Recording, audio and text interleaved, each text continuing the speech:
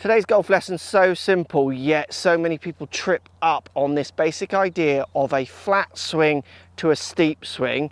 And maybe in the comments down below, if you swing on a flat path with your shaft of your club, so flat swing, is that going to make you draw it or slice it? Like, in the comments, let me know. Don't watch the video and come back. Just, I want to know your initial instincts to that question. Because one of the common faults I see with golfers when we're having lessons and we're working on like their golf swing basics and trying to get them to make the best moves we can, is they have this common connection with a flat swing being more drawy and a steep swing being more slicey. Now, that can be true in some cases, but in many it absolutely isn't, and the flat swing encourages them to actually slice the ball a lot more. We're going to show you how to fix that, how to identify that today, and get you hitting some better tee shots. So the flat swing slice, way more common than people realise. So as the club comes back, so we're setting the shaft at some kind of angle at address as we start swinging back, people can swing the club flat, this being steep,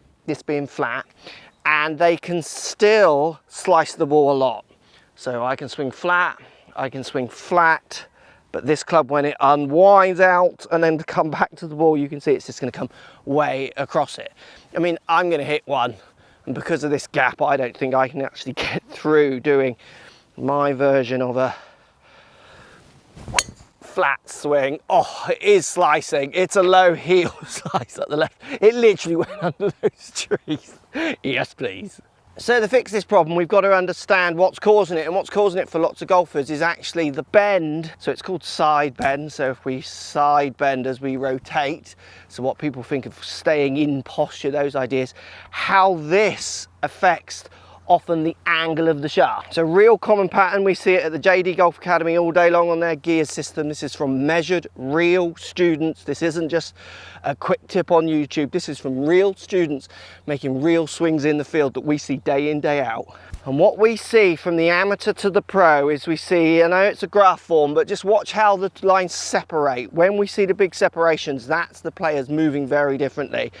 We see the tour pro getting way more tilt in their shoulders, which is called bend. So they're basically side bend or side tilt this way at the top of their backswing. And then they start equaling out on the downswing with the amateur, but on the way through, we see the pro again getting way more tilt with their body or side bend, whatever we want to call it. So basically, they're much better at getting lead shoulder down, trail shoulder down, where amateurs are better at keeping shoulders flat and rotating. And you can see as I address this ball, if I turn my shoulders flat, look how flat it makes that club go. Now, it doesn't have to. You could turn them flat and go this way, but lots of people don't do that because the club just runs away. So they turn flat and then they lay the club down to kind of balance things out. You see these kind of backswings, and then as they turn flat with their shoulders on the way back, it stays flat. They can't hit the ball over there, so they have to then start trying to get it back to the ball. And that's where we see the huge slices. The flat swing, yep, flat swing slices. So for golfers who want to actually get their path of their club working more towards target, reduce the curvature, we need to start thinking about getting the arms and the club to go up rather than the club laying down and it just coming round.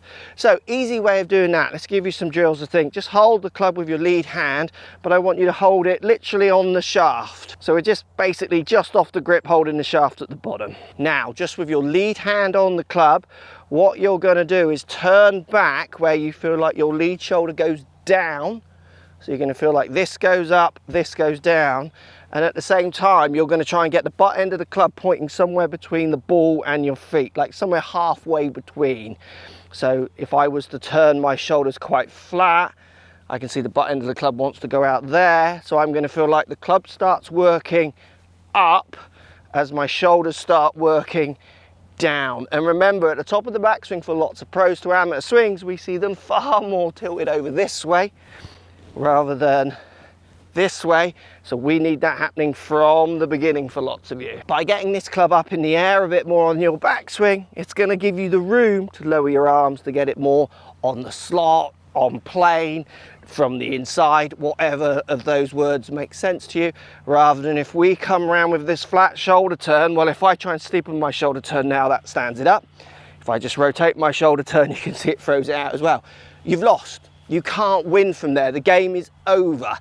And for lots of golfers, that's the problem. That's why they have this reoccurring loss of swing changes where they can't actually change it. Because if you make a movement where from here, the right movement with your shoulders is to try and then get steeper like the pros, but that encourages a wrong movement in the club, like you're in jail. There's no way out. You need to be getting your backswing in a position that allows the downswing in effect just to happen. We want the downswing basically to fall into place, rather than what we see amateurs doing is they get mess here and then they're really trying to do things to try and correct it on the bottom.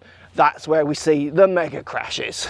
Duffs, tops, slices, worse shots, and then they stop changing. They think this lesson doesn't work, I can't do this, all these kind of things, and they stop trying to improve. Now the next thing which would help you is you need to work out if it's a lead shoulder or trail shoulder feeling.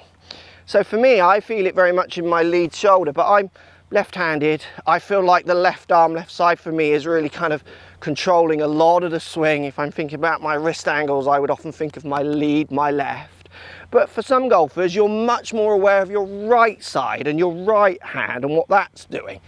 So the same drill, but the idea now with the trail side. So we're going to hold again down the base of the grip. This time we're going to feel the trail shoulder going back and up, which obviously in turn makes that lead shoulder drop down. So I'm feeling it with the trail shoulder going up, but at the same time I'm still going to try and point this kind of overhang of the club here down somewhere towards the ball and the club. And if that one makes sense to you, use that one. For me, I like this one, so it's much more of a lead shoulder action.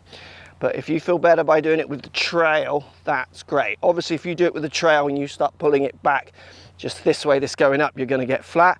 So you've got to really feel that this is going up and back, and you'll feel that tilt in your shoulders to get that club up in the air to allow it now to come down on this better path. And then one last drill just to try and feel the idea of this shoulder movement that little bit more. It's an oldie but a goodie, and you can do this at home in the office or in the living room, wherever, because you're not going to swing a club. Just place it on your shoulders here, get a little bit of pull on it, really pull on it. And you're gonna, for me, I feel I pull my lead hand down, and then I'm gonna feel like I pull my trail hand down, and really understand that amount of tilt that you're trying to put in. Now, as I do this, so if I set up to a ball, you could just put an imaginary ball out in front of you. As I pull this down, my hand is inside of that ball as I look over my grip. I am not turning this way, hand over. And then same on the way through, my hand and the club is getting just inside of that ball. I'm not coming over the top of this ball through my perspective. This increased tilt in your shoulders, which in turn is going to give you better paths of the club and better angles with the shaft rather than the flat swing slice, is what's going to allow you to start whacking that ball out towards target. Now, getting your club a little bit more on a path that allows you to get it down on a better path for hitting straighter shots is going to allow you to think less. You're going to do all the work on your backswing, and then you're going to let the downswing hopefully just happen, rather than have these butchers that we see in the golf swing. Now, if you like the tips and you want to sign up to my free newsletter, there's a link down in the show notes, and I go into these ideas of body and using gears in a little bit more depth. It's all totally free. Sign up down below. Now, if you want to stay on YouTube and improve your body turn a little bit more, Pros v Amateur compare here will blow your mind.